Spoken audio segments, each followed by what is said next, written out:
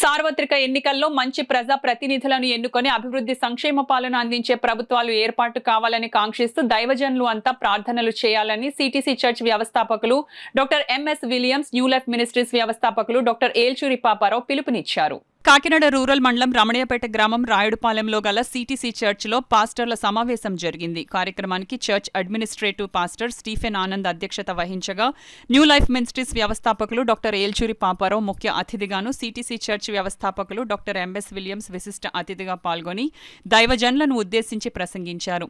ఈ కార్యక్రమంలో కాకినాడ పరిసర ప్రాంతాలకు చెందిన దైవజనులు పాల్గొన్నారు.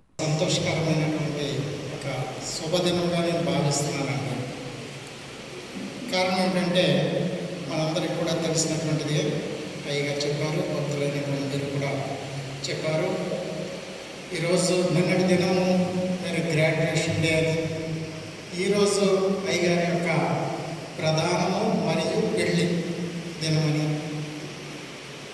ఈ సందర్భంగా అయ్యగారు మనకి ఇచ్చినటువంటి ప్రార్థన అంశాలు ఏవైతే ఉన్నావో వాటిని గురించి ప్రార్థించడం గురించి, మిమ్మల్ని అందరినీ కలుసుకోవడం, దైవజనులను, ఇవన్నీ కూడా నాకు చాలా చాలా సంతోషకరమైనటువంటి సంగతులు. నా జీవితంలో ఫర్కుడే క్రైస్తవుల దగ్గర, దళితుల దగ్గర, సామాన్యుల దగ్గర ప్రేరేపణలు కలిగించి ఓట్లు వేయించుకుని నెగ్గి వారిని దౌర్జన్యం చేయడం మన దేశంలో దేశ నాయకులకు తగదు. అలాంటి నాయకులు మనకు అక్కర్లేదు.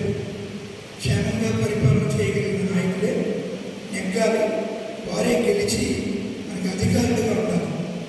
మరి తన పనిలో నిపుణత గలవాడు, శ్రద్ధగా పనిచేస్తాడు. శ్రద్ధ గలవాడు మాత్రమే అధికారిగా ఉంటాడు. ఇక ఎండలో పడి నీటిలో పడి క్యాన్వాస్ చేసిన వల్ల అయ్యే అధికారుల వల్ల ఉపయోగం జరగదు. మంచిని స్థాపించగలిగిన అధికారులు చాలా అవసరం.